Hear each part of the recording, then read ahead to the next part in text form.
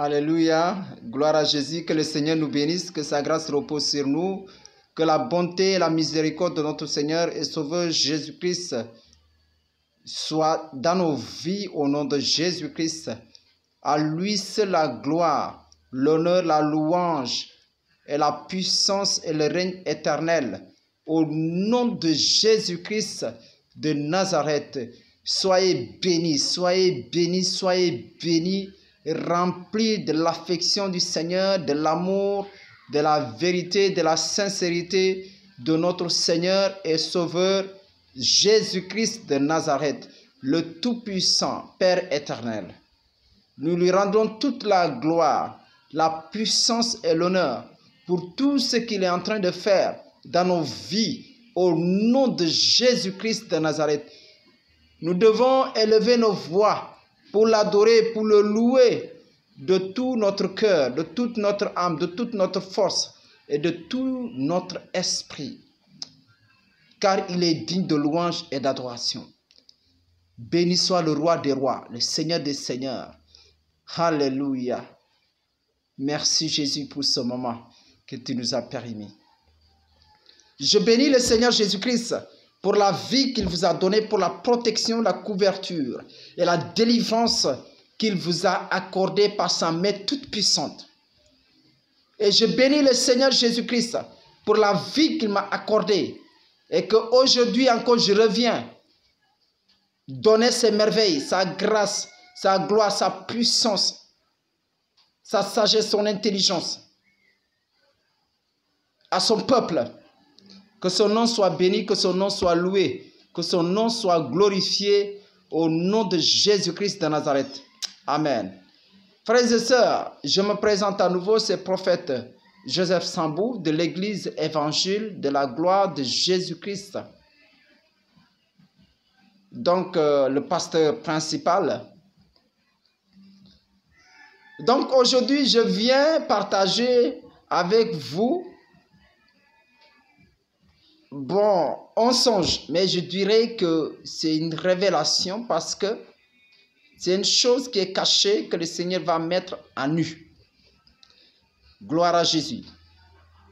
Donc, c'est un songe que j'ai reçu à des dates différentes, donc que je vais vous parvenir, mais je n'ai pas noté ça. Maintenant, donc c'est deux songes qui concernent à des églises. Bon, je ne dirais pas que c'est des églises de Jésus-Christ. Ouais, parce que c'est des églises qui se cachent derrière le nom de Jésus-Christ. Bon, puisque moi, le Seigneur, histoire de dévoiler tout ça là, non. Ce n'est pas la mission que j'ai reçue. Bon, s'il y a un ministère pour ça, je ne sais pas. Je ne sais pas.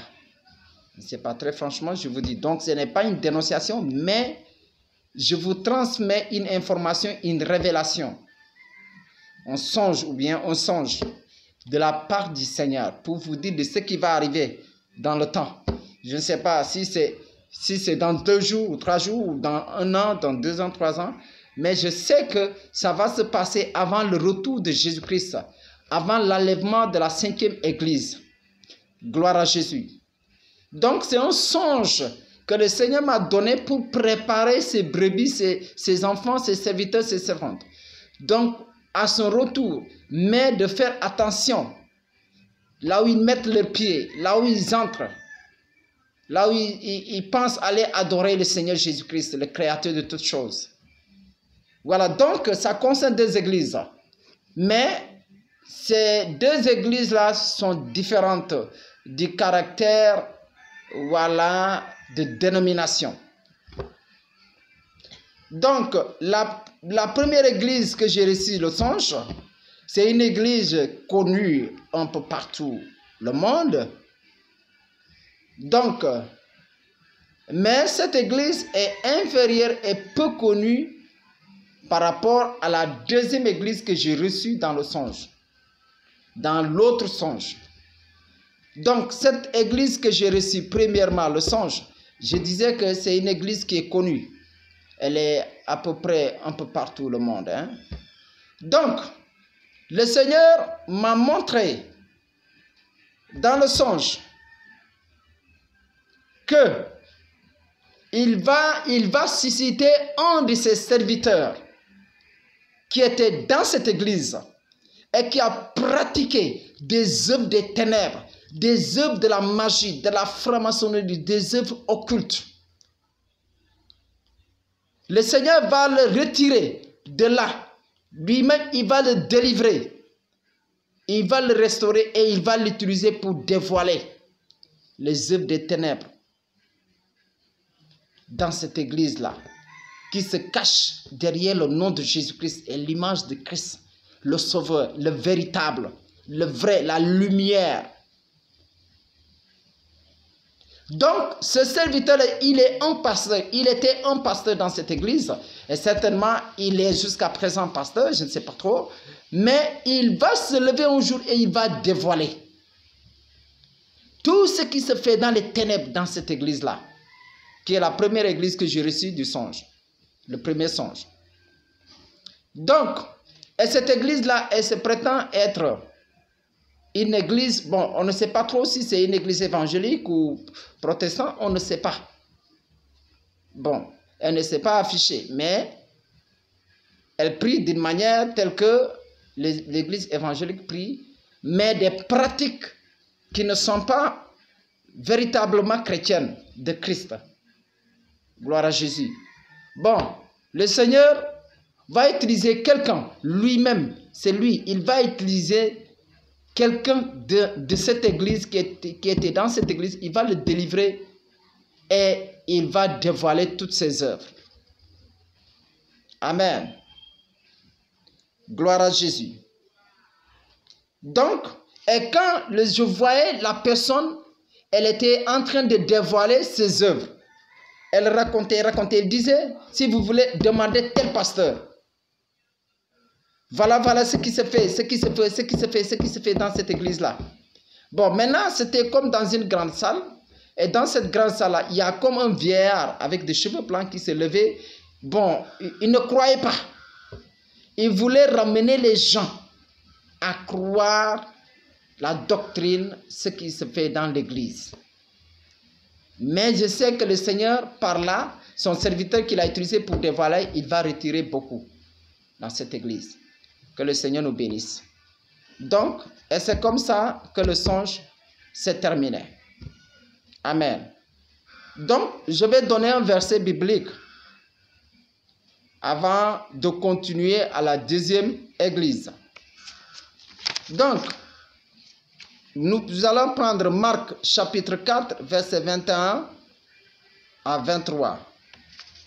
Donc, verset 21 dit, il leur dit encore, c'est Jésus qui parle, apportons la lampe pour la mettre sous le boisseau ou sous le lit.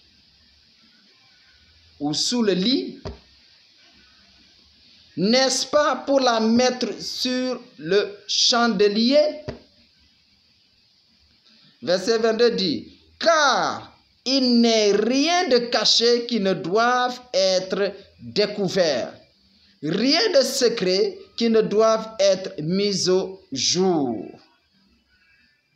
Et le verset 23 que je vais lire pour attirer l'attention aux enfants de Dieu.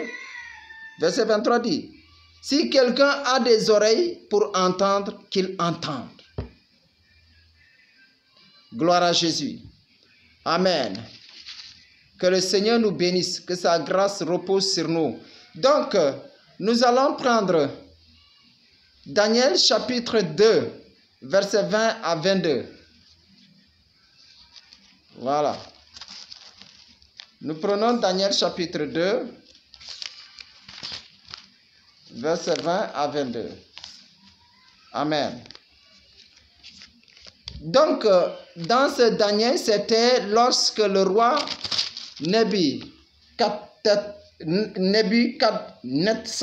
Nebuchadnezzar avait eu le rêve et qu'il voulait avoir l'explication du rêve qu'il a reçu. Donc, et c'est comme ça que on a fait venir Daniel qui avait la sagesse de Dieu. Donc, lorsque le rêve fut être raconté à Daniel, Daniel va donner l'interprétation et Daniel va donner l'interprétation. Mais dans ces versets, nous voyons que Daniel était là pour louer Dieu, pour glorifier Dieu de ce qu'il a révélé, des choses cachées aux enfants, aux sages, à ses enfants. Donc le verset 20 dit, Daniel prit la parole et dit, béni soit le nom de Dieu, d'éternité en éternité. À lui appartiennent la sagesse et la force. Verset 21. C'est lui qui change les temps et les circonstances, qui renverse et qui établit les rois, qui donne la sagesse aux sages et la science à ceux qui ont de l'intelligence. Verset 22 dit, il révèle ce qui est profond et caché. Il connaît ce qui est dans les ténèbres et la lumière demeure avec lui. Gloire à Jésus. Donc, ici, Daniel veut nous montrer que tout ce qui est caché appartient à l'Éternel parce qu'en lui est la lumière. Or, nous savons bien que là où est la lumière, rien ne peut être caché. Tout ce qui était dans les ténèbres vont être dévoilés. Voilà. Donc, c'est pour dire que tout ce que l'homme fait dans les ténèbres, chance qu'un jour ça va être dévoilé. Parce que c'est sous la lumière que tu fais ces choses. Amen. Gloire à Jésus. Donc, c'est pour dire ceux qui se cachent dans les ténèbres pour faire leurs œuvres, là, qui pensent vraiment, eux, la crainte de Dieu, ce n'est pas un problème pour eux. Vraiment, voilà, qui disent que non, laissons la crainte de Dieu de l'autre côté et faisons les œuvres des ténèbres. Un jour, vous allez être dévoilés en plein jour. Au nom de Jésus-Christ. Amen. Maintenant, nous allons prendre... Voilà, donc je vais expliquer le deuxième songe. Le deuxième songe concerne une deuxième église. Donc cette deuxième église-là, elle est plus grande que la première. Mais apparemment, c'est la plus grande église. Voilà. C'est la plus grande église dans le monde. Hein, ça, on va le dire. Voilà. Mais pour dire, ce n'est pas la première église. Voilà. Donc, cette église-là, le Seigneur aussi va utiliser un de ses enfants, un de ses serviteurs, qui était dans le rang, dans le camp de cette église-là, dans le siège de cette église, qui va dévoiler les choses horribles qui se passent dans cette église. Des choses abominables qui se passent dans cette église. Le Seigneur va utiliser quelqu'un qui connaît tous les secrets de ces églises. Il va l'utiliser et il va dévoiler toutes ces choses des ténèbres. Donc, c'est pourquoi, frères et sœurs, vraiment, l'heure est très grave. L'heure est grave. Celui qui ne le comprend pas, il ne comprend pas. C'est qu'il n'a pas la lecture des choses. C'est qu'il n'est pas revêtu du Saint-Esprit, de l'Esprit de Dieu. Le Seigneur, il utilise tous les moyens pour nous avertir de sa venue. Il va venir. On ne sait pas c'est quand et comment, où. Mais il reviendra bientôt. Et c'est pourquoi il est en train de préparer parce qu'il ne veut pas. Il ne veut pas ses élus. Jésus. Amen. Donc, nous allons prendre un chapitre 5, versets 24 et 25. Donc,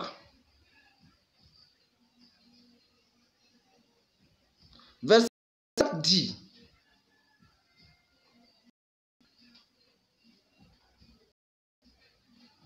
verset 24 de 1 Timothée chapitre 5, les péchés de certains hommes sont manifestes. Donc, cela veut dire qu'ils sont apparents, hein, ils pêchent, on voit.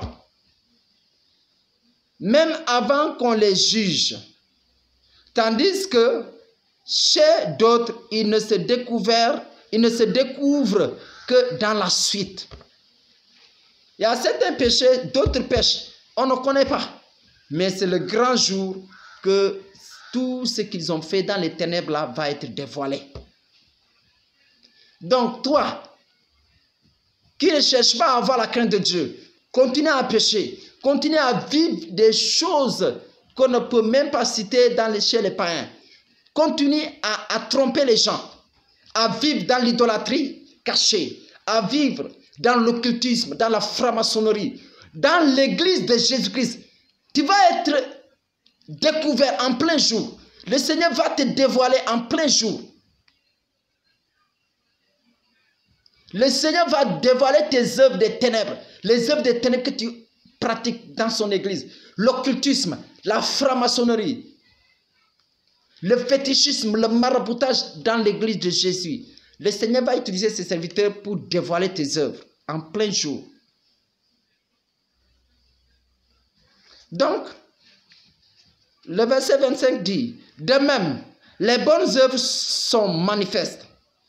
Oui, parce que les bonnes œuvres appartiennent à la lumière, donc quand il est fait, tout le monde le voit. Même si Satan veut fermer les yeux, mais il voit, il sait que c'est des bonnes œuvres que tu fais. Donc, celles qui ne le sont pas ne peuvent rester cachées. Donc, ceux qui ne sont pas de bonnes œuvres, c'est pourquoi les gens, quand ils veulent faire le péché, quand ils veulent faire le mal, ils se cachent pour le faire. Mais quand ils veulent faire une bonne chose, ils veulent sonner une cloche, ils veulent sonner une trompette là pour que tout le monde voit ce qu'ils font de bien et de bon. Mais tandis que quand ils font ce qui est mal, ce qui est mauvais, ils se cachent, ils vont dans les ténèbres pour le faire. Mais comprends que ça va être découvert un jour. Le Seigneur va découvrir ça en plein jour. Tout ce que tu fais en cachette là, le Seigneur va dévoiler ça en plein jour. Au nom de Jésus-Christ. Que la gloire lui soit rendue au nom de Jésus-Christ. Amen. Donc, c'est pourquoi nous allons prendre Hébreux, pour terminer, Hébreux chapitre 4, verset 13. Donc, Hébreux 4, verset 13 dit, « Nulle créature n'est cachée devant lui, devant Dieu, devant Jésus-Christ, mais tout est à nu et à découvert aux yeux de celui à qui nous devons rendre compte. » Mais toi, tu sais bien que si cette terre-là, il y a quelqu'un qui est au-dessus de la terre. Il y a quelqu'un qui est partout. Même si tu creuses pour t'enfuir là-bas, te cacher là-bas, il te voit. Abandonne le péché, abandonne les œuvres des ténèbres que tu pratiques, parce que rien n'est caché devant lui. Amen. Donc, ce sont ces informations que le Seigneur m'a fait parvenir. Et voilà, il a jugé nécessaire de les partager avec vous. Donc, je prie au nom de Jésus-Christ que toute personne qui est en train de pratiquer la magie, l'occultisme, la franc-maçonnerie dans l'église, et il se cache derrière le nom de Jésus-Christ, tu veux sortir de là, mais tu n'as pas trouvé le moyen. Le Seigneur me remplit de sa puissance et de ton autorité, de son autorité, pour te délivrer de ces liens. Je commande le feu, brise toute malédiction que le diable lui a fait porter. On t'a tendu en piège et tu es rentré dans la magie, dans l'occultisme, alors que tu étais un vrai serviteur. Je commande la puissance du Saint-Esprit, que le Seigneur te délivre au nom de Jésus-Christ. Que lorsque tu tombes sur cette vidéo, que le Seigneur Jésus-Christ te libère au nom de Jésus-Christ. Seigneur, envoie ta puissance. Libère ton serviteur. Libère ton serviteur. Libère ta servante. Feu soit libéré. Je commande le feu. Que tout ce que Satan t'a donné pour pratiquer la magie, la sorcellerie, soit détruit. Que le feu du Saint-Esprit le brise. Que le feu du Saint-Esprit le détruise. Au nom de Jésus-Christ. Seigneur, envoie le feu. Envoie le feu. Envoie le feu. Sors l'esprit des démons de Satan. Occultisme, la franc-maçonnerie, la sorcellerie, maraboutage, fétichisme. Feu, sort. Libère son âme. Il a été trompé. Il a été envoûté. Jésus, délie-le. Libère ton serviteur. Libère tes serviteurs. Libère-les. Libère-les. Libère-les. Envoie le feu. Qu'ils soient déliés. Seigneur, que tout ce qu'on a fait dans leur vie, Seigneur, retire-les. Retire ton serviteur. Retire ses serviteurs. Retire-les, Seigneur. Retire Jésus. Retire. Retire. Retire. Retire. Tu es entré dedans sans ta conviction, sans ton propre gré, sans la volonté du Seigneur Jésus. Aujourd'hui, la puissance de l'Éternel, la puissance du Tout-Puissant, Jésus-Christ, le Père éternel, le Prince de la paix, te libère. Jésus libère. Jésus libère. Libère. Libère. Libère. Libère. Libère. Libère. Au nom de Jésus-Christ, je commande la puissance. Je commande la puissance. L'onction et le feu du Saint-Esprit. Que tes enfants soient libérés. Que tes enfants soient déliés par la puissance du Saint-Esprit. Je commande la puissance, la grâce et la gloire. Manifeste-toi, Seigneur. Manifeste-toi, Saint-Esprit. Je commande la puissance. Touche tes enfants. Qu'ils confessent les péchés qu'ils ont pratiqués dans l'occultisme. Ils se sont cachés derrière ton nom, derrière ton église, pour faire les choses abominables, les choses qu'on ne peut pas citer, Seigneur, qu'on ne peut pas énumérer, Seigneur. Délivre tout cela, ô Saint-Esprit. Délivre, retire-les, retire-les, retire-les de ce cercle des ténèbres, de ce cercle magique, de ce cercle satanique, qu'ils soient libérés. Libère tes enfants. Retire, retire. Saint-Esprit, descends. Saint-Esprit, le cœur, l'âme et l'esprit. Brise les chaînes, brise les cordes. Tomber dans la fosse. Seigneur, retire-la. Retire cette âme. Retire cette âme. Retire cette personne. Au nom de Jésus-Christ. Que ta puissance soit manifestée. Seigneur, je te rends toute la gloire et la puissance. Sois loué, sois célébré jusqu'aux extrémités de la terre. Béni soit ton nom, Seigneur. Béni soit ton saint nom. Éternel, mon Dieu, couvre-les de ta muraille de feu. À toi, c'est la grâce et la gloire. Au nom de Jésus. Amen. Soyez bénis au nom de Jésus-Christ. Amen.